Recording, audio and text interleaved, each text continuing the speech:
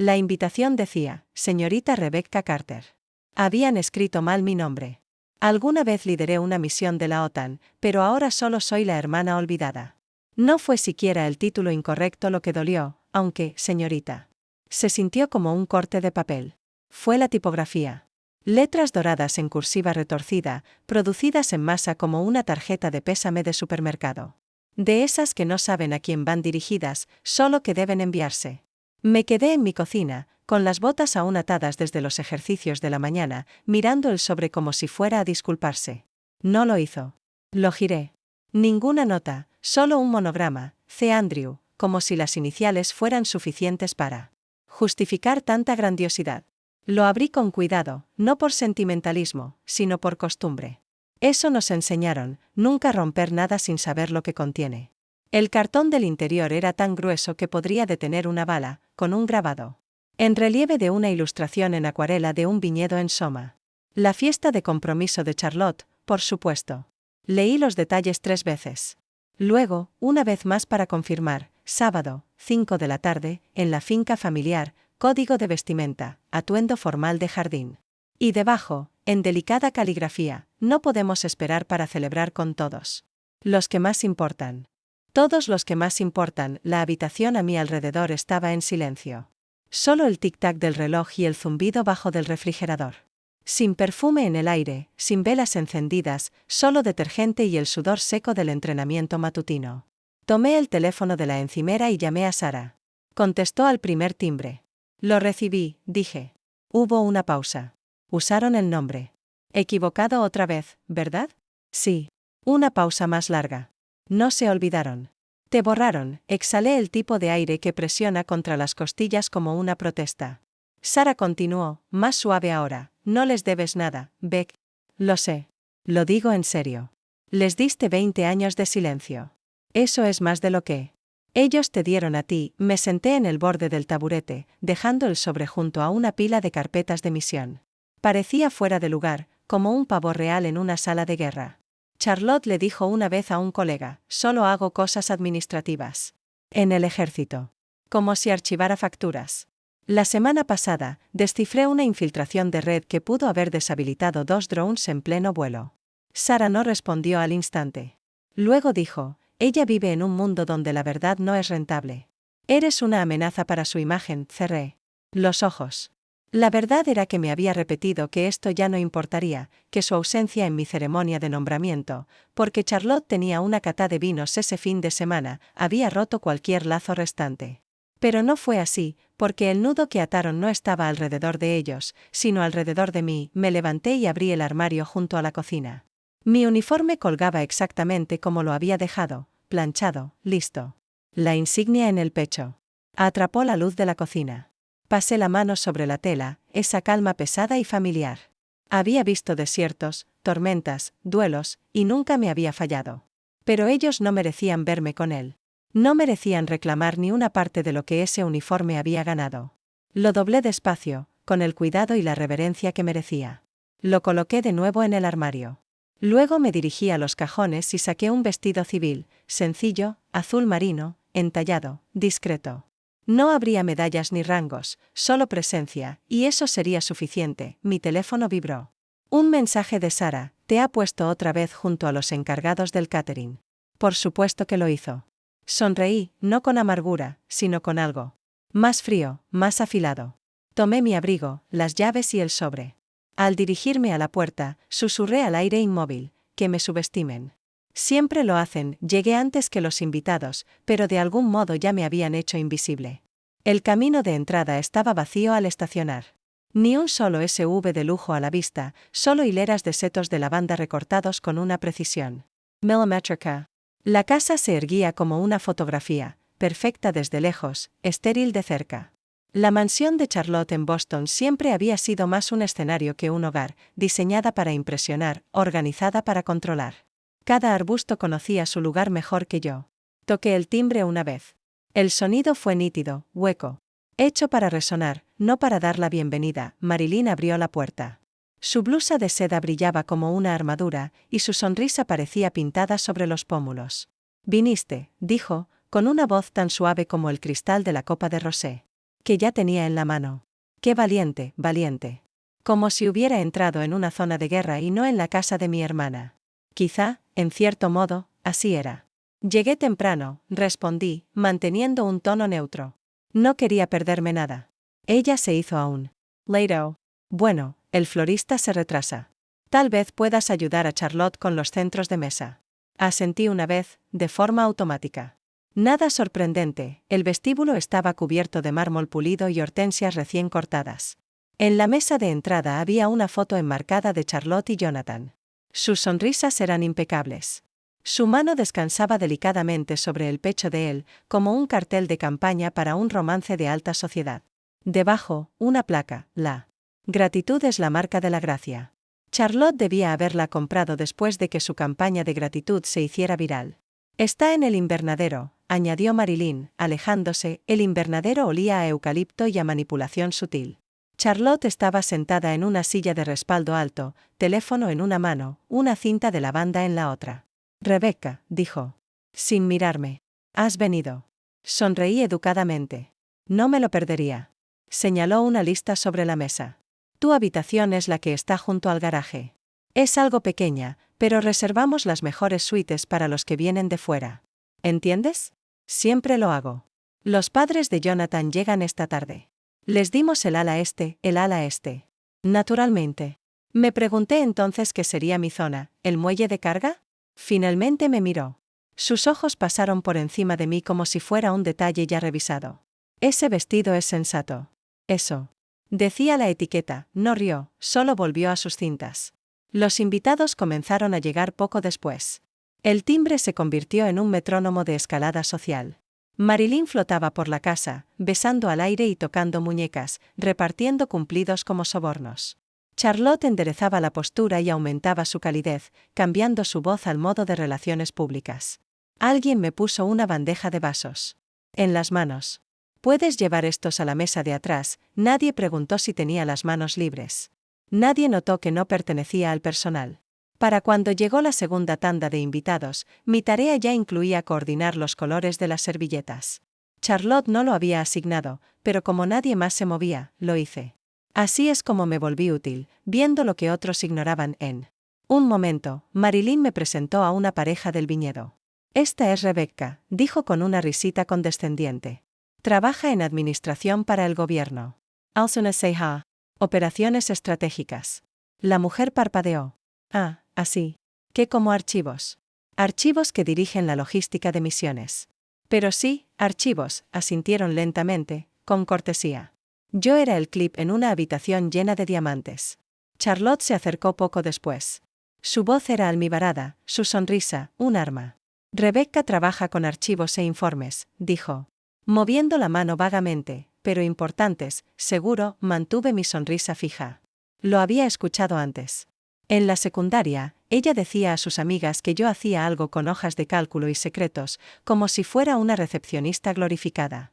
De la CIA, desde el otro lado de la sala, vi a una mujer apuntar su teléfono hacia mí. La pantalla se iluminó, la cámara enfocó. Un segundo después, lo bajó y pulsó 2 veces, eliminar. No valía el espacio de almacenamiento. No me moví, no reaccioné, solo bebí un sorbo de agua con gas y ajusté un florero medio centímetro. Querían que fuera decorativa, silenciosa, fácilmente recortable. Pero yo sabía más, los muebles no observan. Los muebles no recuerdan. Y los muebles no elaboran estrategias mientras sostienen una bandeja de vasos. La mujer con el teléfono levantó la vista y atrapó mi mirada. Se sobresaltó apenas y se giró.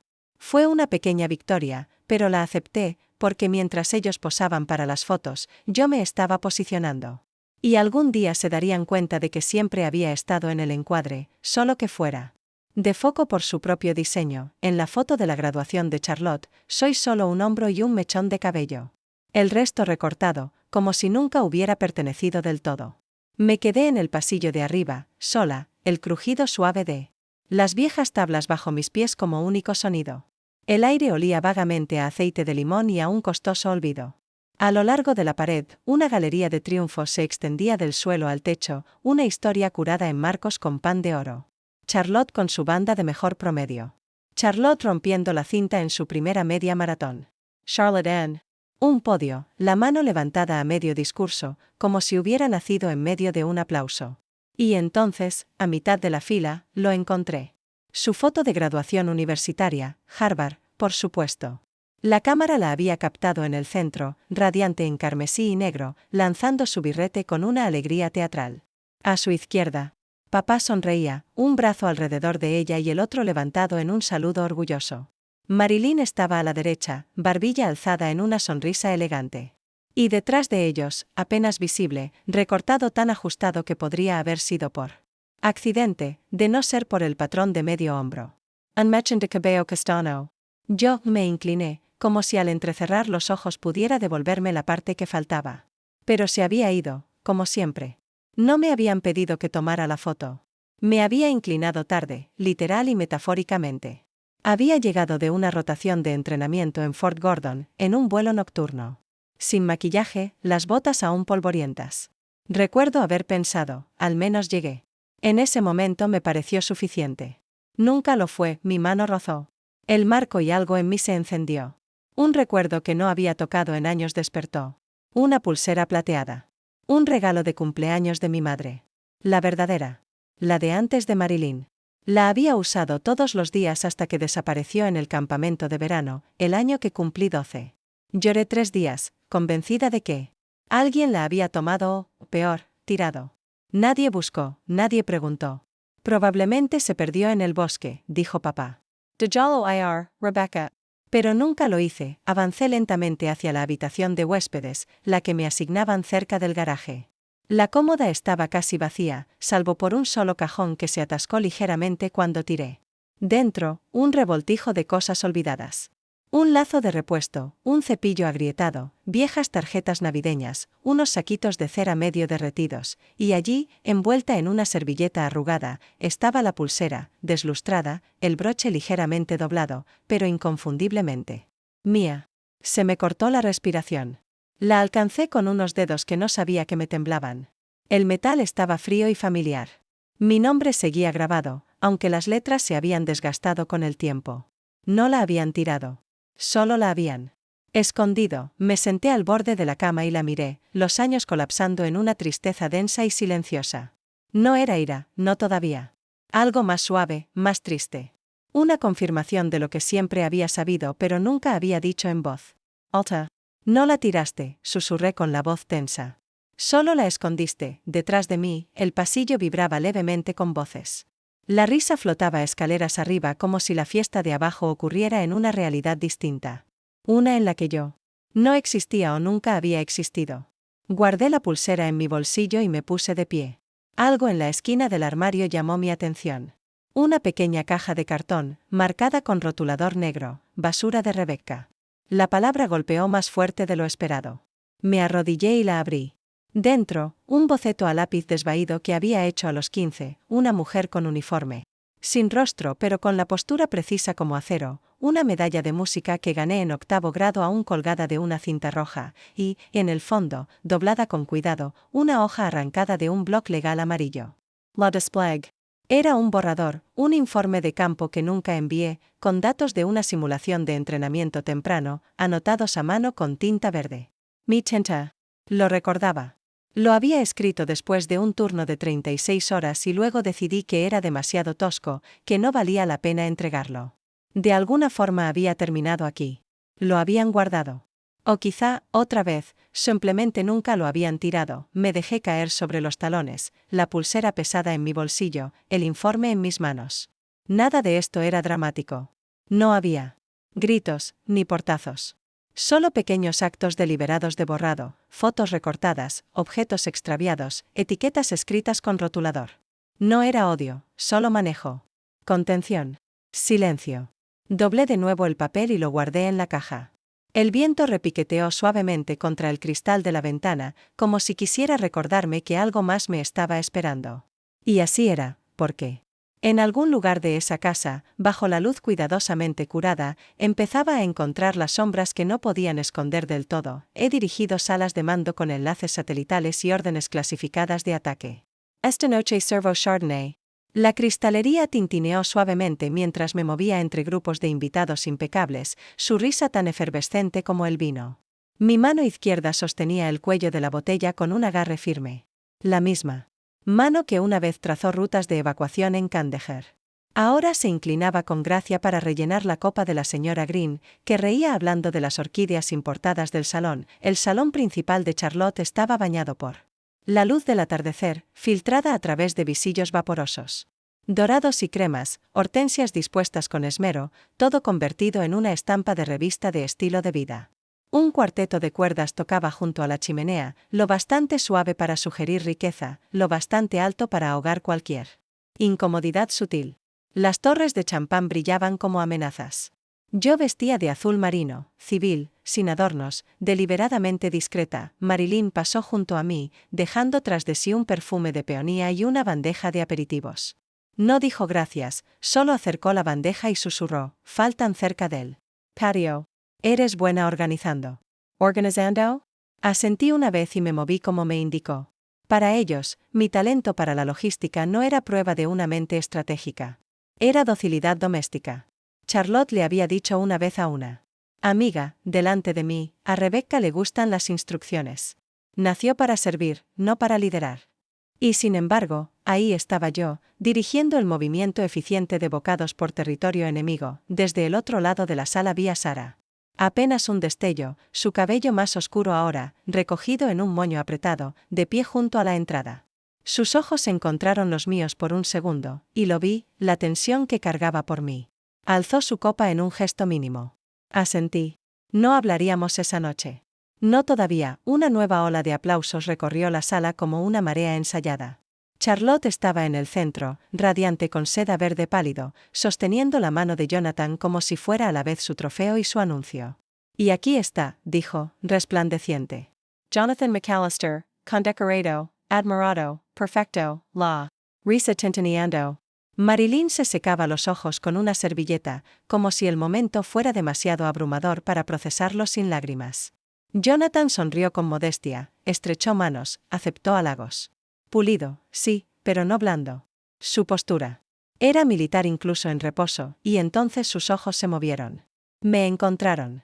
Se excusó con suavidad y caminó hacia la mesa de bebidas, hacia mí. Ajusté la botella en mi mano y giré ligeramente, lista para servir otra copa, pero él no alargó la mano. Se detuvo a poco más de medio metro. Nos quedamos en medio de aquel exceso floral, mirándonos. No hubo sonrisa, ni pregunta, solo silencio. Yo no parpadeé. Él me miraba con un tipo de cálculo contenido, no confusión, no sospecha. Reconocimiento. Y no parecía nuevo. Parecía recordado. Entonces Charlotte apareció a su lado, enlazando un brazo con el de él. Oh, dijo, con desdén casual. Ignorala. Ha estado rara últimamente. Yo no me moví. Jonathan tampoco. Charlotte tiró suavemente de su manga. Él parpadeó, giró y dejó que ella lo guiara lejos. Pero justo antes de desaparecer en el círculo de invitados que lo admiraban, se detuvo, miró hacia atrás y dijo: lo bastante bajo para que solo yo lo escuchara, un murmullo suave con algo casi reverente: R. Carter. En una casa que había enterrado cada rastro de mí, de alguna manera habían conservado la única cosa que probaba que existí. La puerta del ático crujió como si no se hubiera tocado en años. El polvo giraba en haces de luz débil filtrada por una ventana estrecha. El aire olía a veranos olvidados, baúles de cedro, lana vieja. Un frasco de perfume seco desde hacía mucho. Subí lentamente, el informe de campo apretado bajo mi brazo como una reliquia. La caja marcada como basura de Rebecca estaba empujada detrás de las decoraciones navideñas y cajas con trofeos de la infancia de Charlotte. Y allí, bajo un montón de manuales técnicos obsoletos y un estuche de violín agrietado, lo encontré. El informe, una sola copia, mi letra precisa, controlada, con fecha y sellada. Operación Cold Moon, borrador R. Carter. No recordaba haber conservado una versión física. No recordaba haberla dejado atrás. Pero entonces, ¿qué más habían registrado en silencio mientras fingían que yo no existía? Me agaché junto a un viejo baúl y abrí la primera página. Mis notas se extendían de margen a margen: tráfico radial interceptado, marcadores de coordinación satelital, modelos de evaluación de riesgos. Casi podía sentir el calor del desierto atravesando el papel. Mis dedos recorrieron el borde de la hoja, como si el contacto pudiera hacerme respirar con más facilidad. Y entonces lo vi, cerca del final de la página 3, escrito con tinta roja: esto nos salvó. ¿Quién lo escribió? Me quedé inmóvil.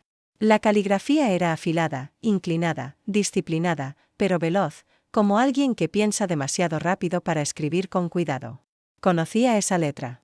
La había visto en listas de entrenamiento, informes de misión, notas estratégicas garabateadas en pizarras blancas. Jonathan McAllister. Él lo había leído. No solo leído, lo había anotado, respetado, buscado a su autora. Me eché hacia atrás sobre los talones. El silencio del ático me envolvía, pero no estaba vacío. Estaba lleno de todo lo que no habían dicho, de todo lo que habían guardado en secreto. Las páginas revolotearon bajo mi mano, pero no las pasé. Mis ojos ardían, no por lágrimas, sino por algo más profundo: reconocimiento. No había sido solo un nombre en un borrador. Había sido el fantasma en la máquina, el susurro en su auricular que les ayudó a sobrevivir. Y él lo recordaba. Mi respiración se calmó. Mi corazón, no. El recuerdo regresó como un golpe seco, la noche en que escribí ese informe. Una tienda en el perímetro trasero de Kandahar, a las 14 a.m. Mi espalda encorvada sobre una transmisión satelital. Todos dormían o demasiado enojados para hablar. Habíamos perdido a 3 en una emboscada. Me culpaba por descifrar demasiado tarde, por dudar, por no señalar una frase enterrada en una interceptación ahogada en estática. Había escrito ese informe en una niebla de fracaso. No se suponía que lo presentara, pero necesitaba documentar el error, necesitaba asumir el daño. Y luego no lo hice. Lo doblé, lo guardé en mi mochila y me convencí de que no importaba. Sara lo encontró una semana después. Lo sostuvo a contraluz y dijo: hasta los fantasmas dejan huellas, Rebecca. Ese informe es tuyo, lo creas merecer o no. En ese momento la ignoré. Ahora, en este ático, con la letra de Jonathan mirándome fijamente, sabía que tenía razón. Voces filtradas llegaban desde abajo. Untintinir de copas. Risas. Alguien gritó: señor, estamos listos para el brindis, Jonathan. Estaba buscando a alguien. Cerré la carpeta lentamente, aún con las manos tensas, y la presioné contra mi pecho. El peso se acomodó justo bajo mi clavícula, más pesado de lo que debería, más real que cualquier cosa en esta casa. Mi voz rompió el silencio, tan suave que apenas la oí. Él lo sabe. Alguna vez firmó su vida en una misión de la que apenas sobrevivió. Esta noche firmará un nombre debajo de mi informe de campo. El estudio estaba tenuemente iluminado, encajado entre las puertas del jardín y la biblioteca hundida que Charlotte había renovado el otoño pasado.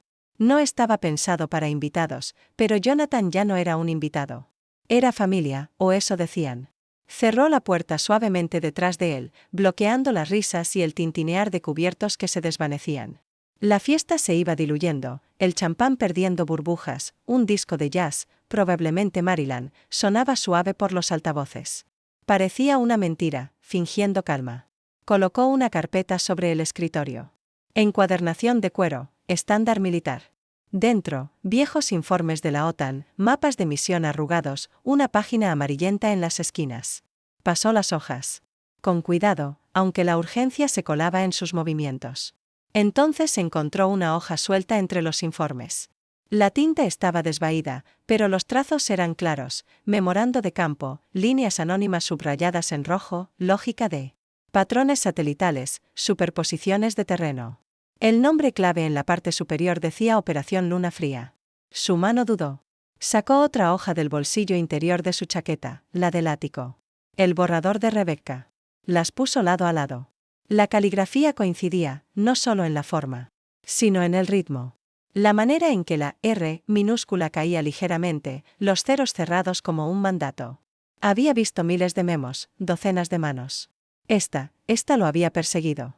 Durante 5 años había llevado consigo la página anotada. Una vez preguntó en voz baja si alguien conocía a la autora. Nadie lo sabía. O decían que no.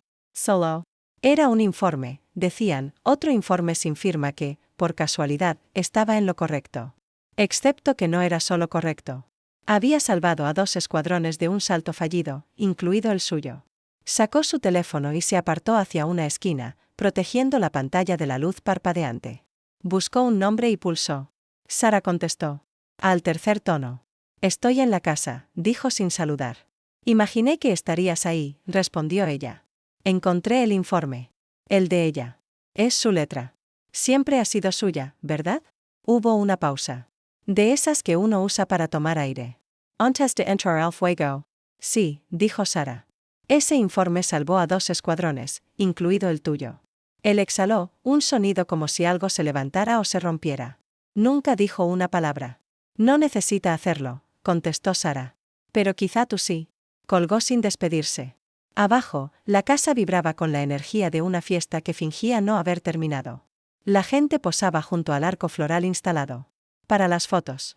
Jonathan atravesó el salón con paso firme, expresión inescrutable.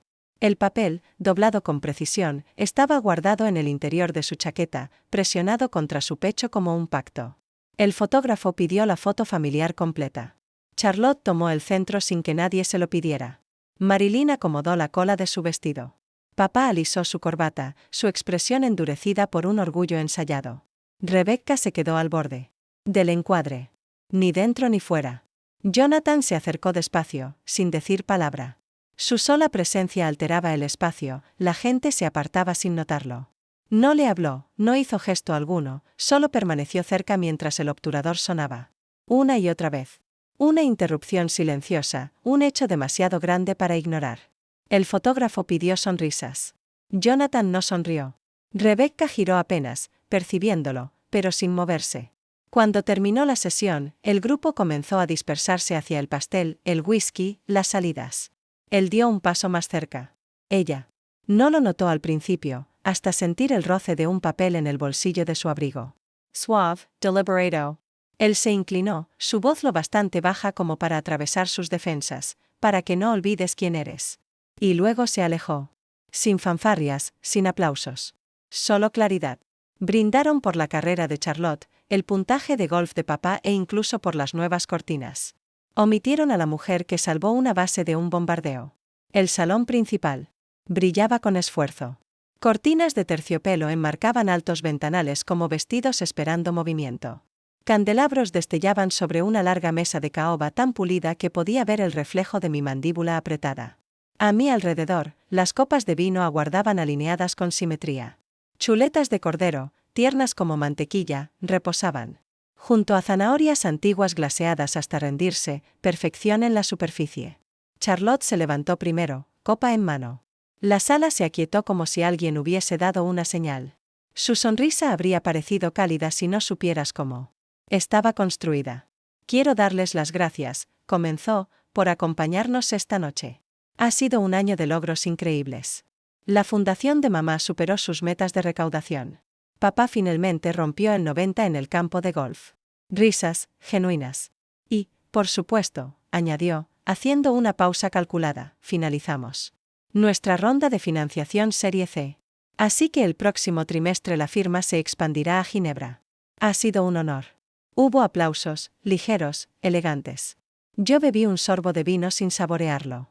Y nada de esto, continuó, sería posible sin esta familia. Puso una mano sobre el hombro de Marilyn. Ella sonrió como si la hubieran bendecido. Jonathan permaneció en silencio a su lado, su expresión indescifrable. Entonces habló papá. Se levantó despacio, con un orgullo un poco exagerado, alzando su copa.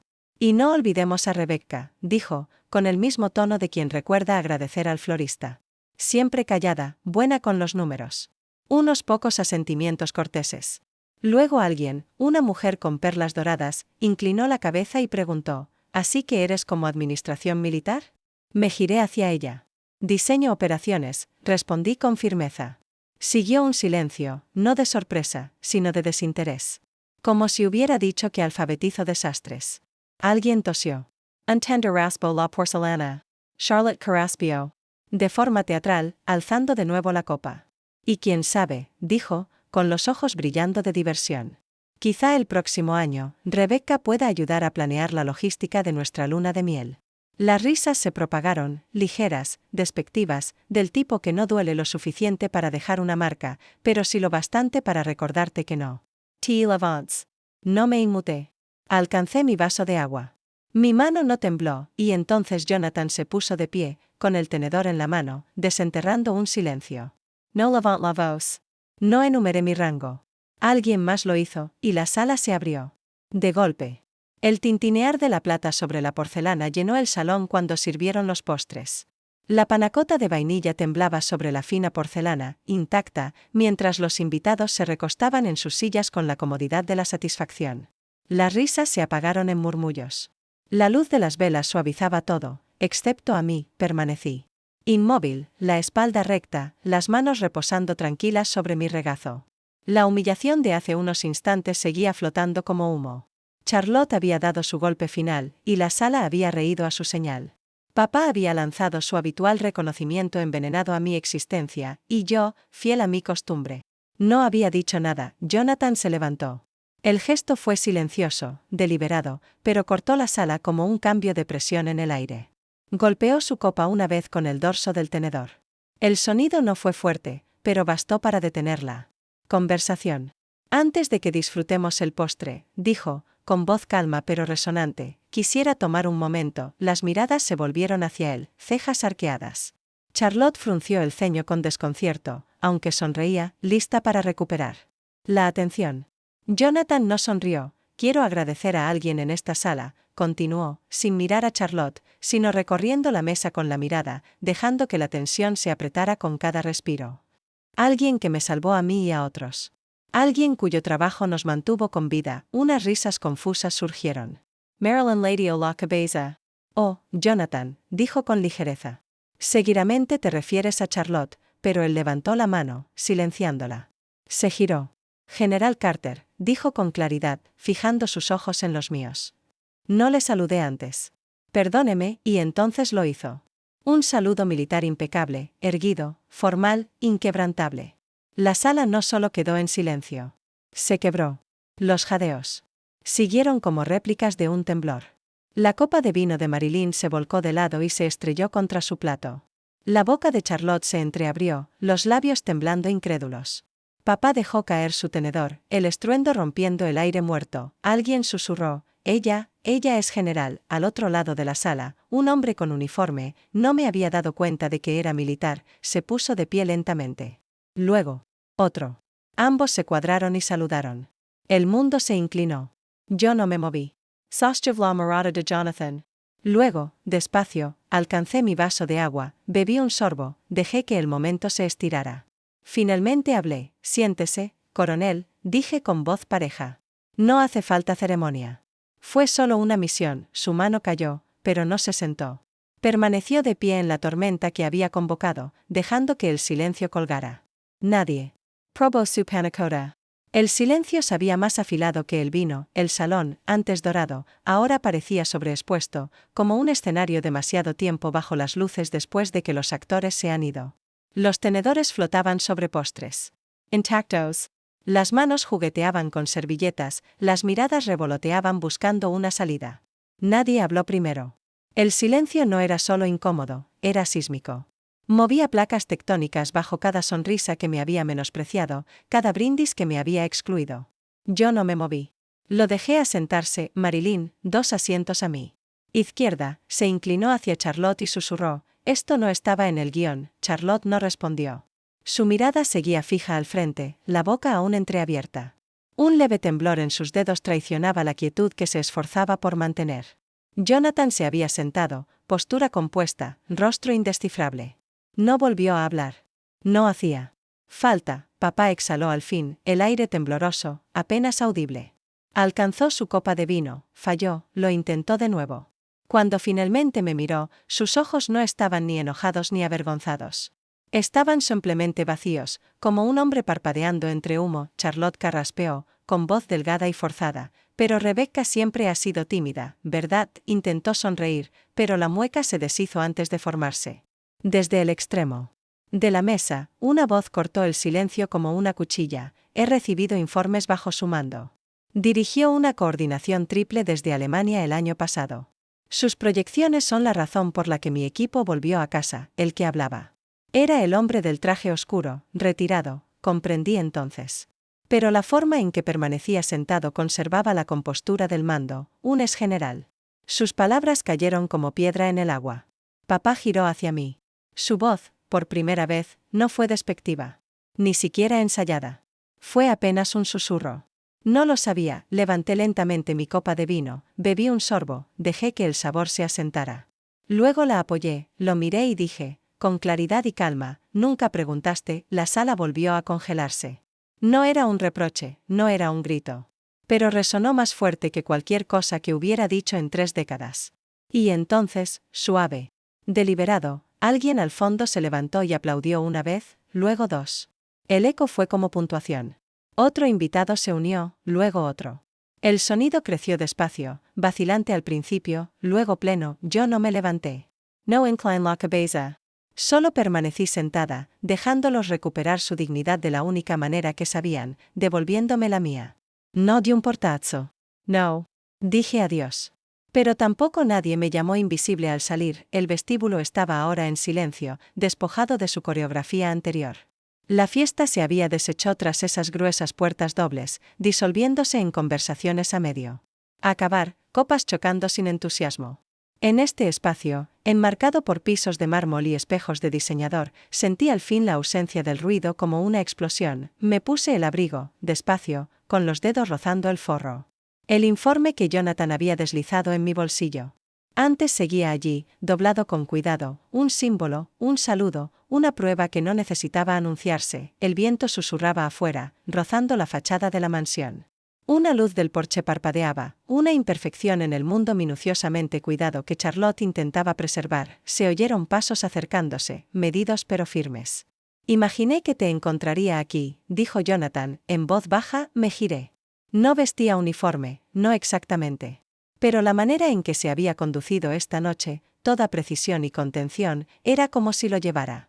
En su mano sostenía una carpeta delgada. No estaba sellada. Ya no era clasificada, recién desclasificada, dijo, ofreciéndomela. El original. Tu firma está en la página 9. Pensé que querrías tenerlo. Para tu próximo alumno, la tomé sin necesidad de mirar. Conocía cada línea de memoria. Gracias, dije simplemente. Detrás de él, la puerta principal se abrió y Sara entró. No sonrió, no dijo nada de inmediato. Solo asintió una vez, con esa mirada firme e inquebrantable que siempre llevaba. Bien jugado, señora, dijo, y pude oír el leve filo de orgullo oculto tras su habitual estoicismo. Marilyn apareció en el pasillo y se congeló al verme. No habló, solo se quedó allí, una mujer sin saber si enfrentar o retroceder. Sus perlas estaban torcidas, su expresión, tensa con cálculos que ya no podía controlar. Charlotte salió después. El cabello ligeramente revuelto, el maquillaje ya no impecable. El brillo de control se había apagado. Abrió la boca. Levant la mano. Esta noche, no se detuvo y, por una vez, obedeció. Jonathan retrocedió, dejándome espacio. Sara se colocó a mi lado como si perteneciera allí, porque así era. Me giré una vez más hacia el interior de la casa. La lámpara de araña titilaba a lo lejos, proyectando sombras distorsionadas. Más allá, la mesa, las fotos enmarcadas. Los aplausos que llegaron demasiado tarde. Yo no vivo aquí, dije en voz baja a Jonathan. Nunca lo hice. Luego crucé la puerta y salí a la noche. El viento era fresco, vivo, casi cortante. Sara sostuvo la puerta del coche abierta, las llaves ya en la mano. Al llegar al pie de las escaleras, me miró de reojo. Una copa, dijo. La miré de lado. El whisky corre por mi cuenta, añadió. Solo si me dejas elegir la batalla la próxima vez, sonreí. Trato hecho, y desaparecimos en la noche, no como fantasmas, sino como comandantes de nuestro propio silencio. Mi padre me dijo una vez que era una chica lista que no sobreviviría en el mundo real. Su carta comenzaba con, estimada General Carter. El sobre reposaba en mi escritorio como si no perteneciera allí. Color crema, tamaño estándar, con la caligrafía bloque y familiar. Mi nombre completo escrito de principio a fin. Mi nombre completo estaba escrito, no Becky, no señorita, ni siquiera solo Rebecca. Y por un largo momento, no lo toqué. La base estaba en silencio, el zumbido de las luces fluorescentes sobre mi cabeza se mezclaba con el ladrido distante de un sargento instructor terminando la guardia nocturna. Tomé el sobre, fechado 2 días después de la fiesta, con matasellos de Massachusetts. Sin remitente, pero conocía esa letra. La había visto en los márgenes de permisos escolares olvidados y en notas pegadas al refrigerador que siempre terminaban con, no toques mis herramientas. Dentro, una sola hoja doblada. Querida General Carter, las palabras parecían ajenas en su caligrafía, como si alguien más hubiese guiado su mano. Leí lentamente, siguiendo cada lazo. Vacillant. No sé cómo empezar esto. Tal vez debí decir algo antes. Tal vez debí mirar más de cerca. Tal vez simplemente no sabía qué estaba viendo, mis dedos temblaban, pero seguí leyendo. Nunca hacías ruido. Ese fue el problema. Charlotte exigia. Tu te adaptabas. Pensé que eso significaba que estabas bien. No me di cuenta de que el silencio podía significar otra cosa. Un suspiro se me quedó atrapado en la garganta. Dejé la carta a un lado, me alejé, pero regresé como si me hubiera imantado. Te vi irte esa noche y por primera vez, te vi de verdad. No sé. Disculpó, no directamente. No había declaraciones dramáticas, ni súplicas, solo una serie de pequeñas confesiones cosidas por alguien que finalmente había reconocido la forma de su ausencia. Pensé que no durarías en el mundo real. Resulta que fue el mundo él. Que no pudo seguir tu ritmo. Terminaba de forma sencilla, no tienes que responder. Solo necesitaba que lo supieras. Ahora te veo, doblé la carta una vez, luego otra, y la sostuve con fuerza en la palma de mi mano. Mi teléfono vibró, un mensaje de voz de Sara. Reproduce. No le debes una respuesta, su voz sonaba suave. Leerla es suficiente. Que Marla. También es justo. Sonreí levemente. Por supuesto, ella lo sabía. No respondí al mensaje. En cambio, caminé hacia mi archivador y saqué un encendedor del kit de emergencia. La carta ardió brillante y luego se apagó en ceniza dentro del cubo metálico. Pero una línea, la recorté antes de encender el fósforo. Ahora te veo. La fijé en el corcho sobre mi escritorio. Justo debajo, escribí en un post-it, déjalos ver, pero no esperes a ser vista. El golpe fue suave. Me giré. Una joven sargento estaba en el umbral, uniforme impecable, postura recta, nerviosa. Señora, dijo, acaba de llegar una solicitud de West Point. Quieren que usted dé una conferencia. Asentí una vez, voz firme, dígales que acepto. Charlotte una vez dijo que la pulsera parecía barata. Ahora la enviaba de vuelta en una caja de terciopelo. Sin nota, la sala de correo estaba tranquila, las luces fluorescentes zumbando como un viejo recuerdo. Firmé el paquete pequeño sin pensarlo, esperando equipo de campaña o un reabastecimiento de etiquetas encriptadas. Pero la dirección de retorno era desconocida. Sin nombre, solo un apartado postal en Boston. Lo giré una vez, luego otra. El encargado alzó una ceja. Eso es todo por hoy, señora. Asentí, colocando el paquete bajo un brazo. Afuera comenzaba a nevar, fina como azúcar glass. De esa que no se queda, solo espolvorea el suelo con la idea del invierno. Ya en mi oficina, cerré la puerta, puse la caja sobre el escritorio y la observé como si pudiera sisear. No era pesada. No era ostentosa, solo precisa. Un cuadrado de terciopelo no más grande que mi palma. La abrí lentamente. Dentro, sobre la tela azul profundo, estaba la pulsera. La plateada que había perdido, o que me dijeron que perdí, en el campamento de verano cuando tenía 10 años. Una pieza. Delgada y delicada, con un pequeño dije de brújula y las iniciales grabadas débilmente en el broche. Recordé cómo Charlotte se burló al verla una vez. Parece de una caja de cereal, dijo. Demasiado pequeña para ti, de todos modos, pero aquí estaba. El dije pulido. El broche reemplazado. Cuidada. Sin nota, ni siquiera un papel. Con su letra, pero sabía que era de ella. La ausencia de palabras era suficiente firma. La levanté con cuidado, girándola entre mis dedos. Ya no me quedaba. No lo había hecho en años. Mis muñecas se habían ensanchado con el tiempo, con el entrenamiento, con las consecuencias, pero no estaba hecha para usarse. La puerta crujió, solo una ráfaga desde el pasillo. Dejé la pulsera junto a un mapa táctico enmarcado de la operación. Luna fría. El mismo que usaba en los informes. La misma misión que lo cambió todo. Mi teléfono vibró. Un mensaje de Sara, la envió. Valiente, a su manera. Miré la pantalla, luego la pulsera. Charlotte no se había disculpado, ni una sola vez. Pero tampoco la había tirado. Sí, sir, no entendiste, pero la guardaste. Eso cuenta. La habitación estaba en silencio, la nieve más allá de la ventana girando en espirales perezosas. Me senté, dejando que el silencio me envolviera. Entonces, un correo entró. Asunto: confirmación de conferencia magistral en la Academia Militar de los Estados Unidos, West Point, para la general Rebecca Carter. Título del curso: Mando adaptativo e inteligencia emocional. Me recosté en la silla, los dedos rozando la pulsera una vez más, y luego me giré hacia el futuro. No se pusieron de pie por mi rango. Lo hicieron porque les hice replantearse cómo sonaba el liderazgo. El salón de conferencias, revestido en roble, olía levemente a cera y papel. Ese tipo de reverencia antigua que se aferra a las instituciones militares. Feel as to uniforms. Rígidos permanecían atentos bajo el alto techo abovedado, las placas con sus nombres captando la luz como declaraciones silenciosas. Me situé al frente, no detrás del atril, sino a su lado. Nada de podios hoy, ninguna barrera. Recorrí los rostros, jóvenes, agudos, expectantes. La mayoría ya me había buscado en Internet, sin duda. La verdad, o al menos su fragmento digital. Había viajado rápido. Pero no estaba allí para repetir titulares. Comencé sin presentación. Sin saludos militares, dije, manteniendo la mirada. Guarden su respeto para la mujer que está a su lado, que duda de sí misma y aún así se presenta. La sala cambió. Las espaldas se enderezaron, pero las respiraciones se soltaron. Sara me había dejado esa mañana. No se quedó, solo apoyó el brazo en la ventanilla y dijo: tu campo de batalla, tus reglas. Yo había asentido, sintiéndome más expuesta. En mi uniforme de gala que nunca en las fatigas del desierto. Ahora, pulsé el control remoto y proyecté una sola diapositiva, un mapa de calor de la Operación Luna Fría.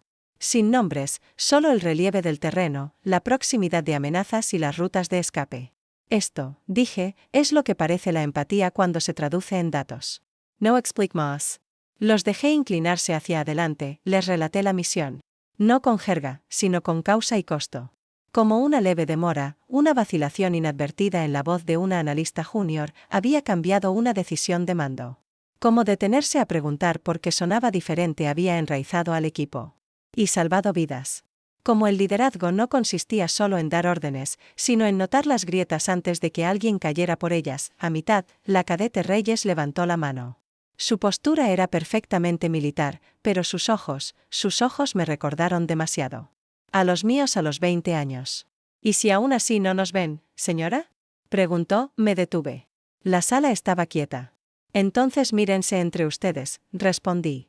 Allí empieza. La visibilidad no se concede. Se practica. Primero aquí, luego allá afuera. Vi a Morris, un cadete veterano en primera fila, moverse apenas, su bolígrafo detenido a mitad de una nota. Otra diapositiva apareció. Esta vez, sin datos, solo una cita de un informe posterior a una operación que yo misma había censurado. La operativa mantuvo la cohesión gracias a la calma bajo fuego. Debajo, mi propia anotación: el liderazgo es silencioso, hasta que debe alzarse. Me volví hacia ellos. Estamos entrenados para resistir, dije, con voz suave. Pero eso no es lo mismo que guardar silencio. Luego me alejé de la pantalla, caminé hasta la pizarra, tomé una tiza y dejé que chirriara levemente al escribir. La visibilidad no es validación. La verdad ganada no necesita reflectores. Un silencio, luego movimiento. Morris se levantó primero. Sin prisa, sin dramatismo, solo con determinación. Luego Reyes, luego fila por fila, hasta que todo el salón se puso de pie. No aplaudían. No hacía falta. El acto de ponerse en pie era suficiente, un reconocimiento, no del rango, sino de la resonancia. Asentí una vez, guardé la tiza y me giré para mirarlos de frente. Clase terminada, por primera vez en mucho tiempo, me vi en un marco, y no era medio hombro. El sobre yacía en mi escritorio, denso de intención. Sin remitente, pero la letra era de Jonathan. Esa caligrafía angulada y deliberada que siempre parecía pertenecer a documentos de informe y no a tarjetas de cumpleaños. Lo abrí con mi cortacartas, no por ceremonia, sino por costumbre. Dentro, envuelto en papel tisú mate, había un marco de madera, sobrio y suave, del tipo que no suplica atención, pero se gana su lugar en silencio. La foto dentro me detuvo. Reyes y yo, cadetes, de pie uno al lado del otro en el salón de conferencias de West Point. Ella estaba a medio reír, con la cabeza ligeramente inclinada hacia mí, como si el universo por fin le hubiera dado permiso para exhalar. Y yo, no estaba recortada ni en sombra. Estaba centrada, nítida, presente. Debajo de la imagen, con la letra ordenada de Jonathan: para cuando olvides que te están mirando ahora. Me recosté en la silla, dejando que el momento se asentara. La lámpara sobre mi escritorio proyectaba un resplandor suave, atrapando los bordes de mi café que se enfriaba y los expedientes abiertos del informe del día. Afuera, el viento presionaba suavemente contra el cristal de la ventana, recordándome que el mundo no necesitaba. Alguna vez me dieron la silla más pequeña en la mesa. Ahora construyo mesas y enseño a otros a hacer lo mismo. La biblioteca de West Point estaba casi en silencio. Solo se oía el suave golpeteo de la lluvia contra las ventanas arqueadas y el ocasional crujido de una silla. Mi portátil brillaba tenuemente en el rincón tranquilo que solía reclamar, lo bastante lejos de los estantes para pensar, lo bastante cerca para sentir la historia presionando como un aliento. Mis dedos flotaron sobre el teclado. Entonces, escribí la última línea del manuscrito: no eres su ausencia. Eres tu propia presencia. Me recosté, exhalé. No fue victoria lo que se instaló en mi pecho. No exactamente. Fue más bien alineación. Como si algo que había estado fracturado durante años hubiera encajado en silencio. Afuera, un retumbo grave de trueno sobreaba la lluvia. Tomé el té de jazmín que Sara me había dejado más temprano, todavía tibio. Había llegado sin alarde, solo una toalla seca, una sonrisa cómplice y las palabras: los finales no son silenciosos, ¿sabes? Solo fingen serlo. Mi escritorio, por una vez, estaba casi vacío. Solo el manuscrito, unas pocas notas dispersas y un marcador entregado esa mañana por Reyes. Era de madera de olivo, grabado con su letra, para la general que nunca necesitó aplausos. Sonreí. No se quedó a explicar, simplemente lo dejó sobre el escritorio durante los ejercicios matutinos y asintió del mismo modo que yo había asentido una vez a Sara, años atrás, bajo un sol abrasador en Afganistán. Una comprensión silenciosa, transmitida como una brújula. Bebí un sorbo de té, leí la frase de nuevo: no aplauso, presencia. Sara regresó mientras sellaba el sobre, grueso de páginas y propósito, dirigido a la editorial en Manhattan. Se sentó frente a mí, apoyó un codo en la mesa y me estudió el rostro como si pudiera desaparecer otra vez si parpadeaba. Ya no eres solo una voz, dijo, sin sonreír. Eres el silencio que hizo hablar a otros. No respondí, no porque no estuviera de acuerdo, sino porque ya no quedaba nada que demostrar. Afuera, los cadetes pasaban con uniformes húmedos, la cabeza inclinada contra la llovizna. Algunos miraban hacia las altas ventanas. Uno me vio y asintió con firmeza. No era un saludo, solo reconocimiento. El legado era más silencioso de lo que había imaginado. El título del libro era simple. La directiva callada del subtítulo. Lo que olvidaron, me convertí en ello. Llevé el sobre yo misma al buzón de salida. Lo deslicé dentro sin ceremonia. Esa historia por fin pertenecía al mundo. Al salir, pasé junto a la vitrina donde figuraban los instructores anteriores. Mi nombre había sido grabado en el nuevo panel la semana pasada, pequeño, preciso, innegable. Afuera, la lluvia arreció. No me apresuré. Me adentro en ella. Me quité la placa con mi nombre, la doblé en el bolsillo, dejé que las gotas tocaran mi piel. Nadie me llamó general, pero cada cadete que pasaba me miró a los ojos y asintió. No porque se lo hubieran ordenado, sino porque lo eligieron. Y eso, al fin, era suficiente. Mi teléfono vibró. Un mensaje de Reyes: si alguna vez soy la mitad de la mujer que eres, será suficiente. Me quedé mirando el mensaje unos segundos. Luego respondí: ya lo eres. Sigue apareciendo. Ellos seguirán. Coloqué el marco con cuidado junto a mis medallas de campaña. Ana encima, Ana de bio. Solo al lado, una nueva adición de igual peso. El legado no se forjaba solo de bronce y ceremonia. A veces estaba en ecos silenciosos y valentía prestada. Tomé un bolígrafo, deslicé una tarjeta en la esquina del marco y escribí una sola línea, no el rostro en el marco, la fuerza detrás de él. La casa estaba en silencio, la base más aún. Abrí mi borrador personal, el que había guardado en notas dispersas durante vuelos de despliegue y noches en literas de base. Capítulo 1. La general que intentaron olvidar. El cursor parpadeó. No dudé. Alguna vez la llamaron olvidable. Ahora, incluso el silencio se inclinaba en su presencia. La justicia no rugió. Llegó como nieve sobre piedra, constante e innegable, como el acorde final de una melodía largamente olvidada. La justicia puede llegar tarde, pero resuena con fuerza una vez que se escucha.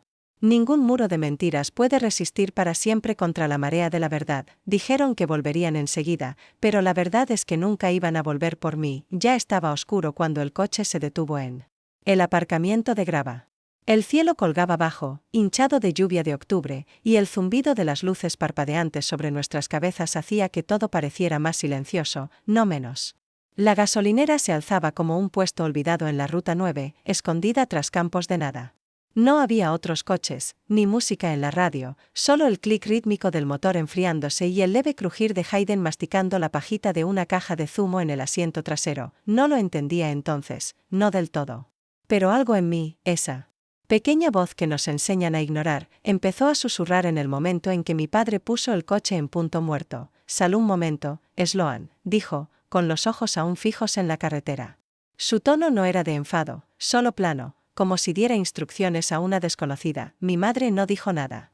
Miraba por la ventanilla del copiloto, con los brazos cruzados con fuerza sobre el pecho. La lluvia golpeaba suavemente el cristal, como esperando una señal. No me miró. Eso, más que nada, me apretó el pecho. David metió la mano en el bolsillo de su abrigo y sacó un billete arrugado de $20 y un trozo de papel doblado. «Compra algo de comer. Volveremos en 10. ¿Puedo ir yo también?», preguntó.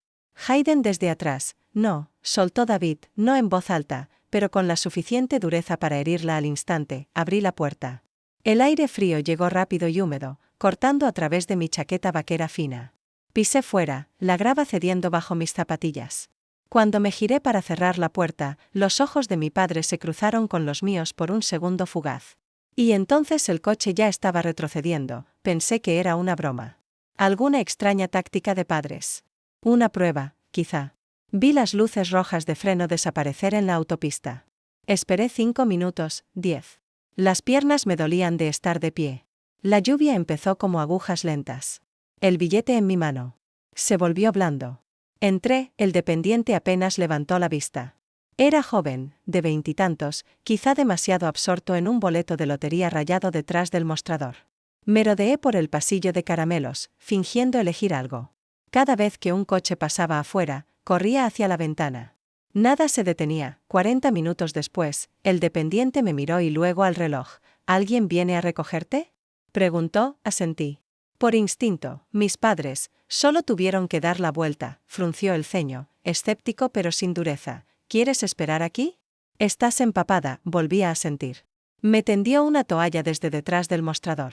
Me senté en un banco de plástico cerca del congelador de hielo, mi chaqueta goteando sobre las baldosas, el dobladillo pegándose a mis piernas. Pasó una hora, luego otra. Me dio una taza de agua caliente con cacao instantáneo. No recuerdo haber dado las gracias. La garganta me estaba demasiado apretada. Solo miraba la puerta. Al final, hizo una llamada. Le oí decir: «Sí, es una chica de unos 13 años. Lleva aquí 3 horas. No parece que vaya a venir nadie». La nota seguía en mi bolsillo. No la había abierto todavía. La lluvia arreció. La gasolinera olía a café quemado y limpiador de piso. Con limón. Mis manos no dejaban de temblar, incluso con el cacao. Apreté el borde del banco con tanta fuerza que las puntas de mis dedos se pusieron blancas. Cerca de la medianoche, llegó un coche patrulla. Las luces, atenuadas. Una mujer bajó. Con uniforme, rompevientos color beige y una carpeta en la mano. Ella se arrodilló frente a mí, su voz baja y amable. «Hola, cariño. Soy la oficial Dane. ¿Puedes decirme tu nombre?». Mis labios se entreabrieron un instante. No salió nada. Luego, «Sloan Rivers, creo», ella lo escribió despacio, sus ojos recorriendo mi rostro como si temiera que desapareciera si apartaba la vista por demasiado tiempo. La seguí hasta el coche patrulla sin resistencia. El dependiente me despidió con un gesto triste al pasar. Ni siquiera creo que le devolviera el saludo que el interior del coche era cálido. Olía a vinilo y café barato. Me dejé hundir en el asiento trasero, la chaqueta sobre mi pesada, inútil contra ese frío que se filtra desde dentro hacia afuera. La oficial encendió el motor. Una emisora de música country sonaba suavemente. Solo entonces desplegué el papel, 4 palabras garabateadas con la precisión exacta de la letra de David. «Algunos niños no están hechos para quedarse. Estás mejor lejos», me habían borrado de sus vidas. Pero el papel no miente. Los registros recuerdan lo que la gente elige olvidar. La sala siempre estaba fría, no helada, no hostil, solo lo suficiente para recordarte que la comodidad no era una prioridad. Me senté sola en el cubículo seguro, un escáner de retina parpadeando en ámbar junto a mí, el sistema esperando una decisión que ya había tomado, protocolo de anulación, auditoría interna. Sujeto Rivers Sloan, autorización estratégica nivel 9, hablé con claridad, dejando que mi voz se enhebrara en la malla auditiva de la máquina. Una breve pausa. Luego, la pantalla respondió con un tono estéril de confirmación. Estaba dentro, sé. Sentía extraño ver mi nombre otra vez en tipografía gubernamental. Años de operaciones y silencio me habían entrenado para borrar huellas, no para seguirlas. Pero esto no era nostalgia. Esto era sobre hechos, pruebas, verdades que habían acumulado polvo donde debieron encender alarmas. El archivo apareció escueto, esquelético, nombre. Número de identificación. Una foto, inscripción en West Point, 1 año. Estado, inactivo. Motivo, inestabilidad psiquiátrica. Candidata considerada no apta para servicio prolongado. Firmado y fechado, mayo de 2004, la firma digital era inconfundible, David R. Rivers, la miré más de lo que debía. No porque dudara, sino porque incluso ahora, 20 años después, había una parte de mí que aún esperaba que fuera de otra persona. Me recosté, dedos entrelazados, dejando que las implicaciones se asentaran en los rincones de la sala. David no solo me había abandonado. Había tomado medidas para asegurarse de que el sistema olvidara que yo alguna vez existí en él. No me destruyó. Me borró, el resplandor del monitor delineaba el borde de mi mandíbula. Metí la mano en el bolsillo interior de mi abrigo y saqué un papel doblado, un registro manuscrito que había anotado a principios de esa semana, con nombres de personas que quizá conocieron el viejo sistema antes de que la automatización la sustituyera. Un nombre tenía una pequeña estrella al lado, Fulton Charles, un administrativo jubilado, famoso por recordarlo todo. Se rumoraba que una vez había detectado una condecoración falsa de un general y había vivido para contarlo. Lo encontré en el anexo de archivos cerca de Judiciary Square, escondido tras una puerta sin letrero, con pintura descascarada y olor. A Café Hervito. La luz parpadeaba en la mitad del pasillo. Llamé 2 veces, Fulton, dije. Depende de quien pregunte, respondió una voz al otro lado. Áspera, escéptica, quizá una década fuera de práctica. Sloan Rivers, investigando. Una orden de eliminación de 2004. Ruta de archivo estratégico. Usted figuraba en la cadena de custodia. Hubo una pausa. Luego, la puerta se abrió. Era más delgado de lo que esperaba, con piel como papel amarillento y una postura que parecía en guerra con la gravedad. Recuerdo ese nombre, dijo de inmediato. Pero recuerdo más la firma. Me hizo pasar, entre estantes llenos de registros impresos y microfichas de respaldo que habían sobrevivido a al menos 2 oleadas de digitalización. Nos detuvimos frente a un viejo archivador de acero. Tocó el cajón superior, nada digital en esta parte.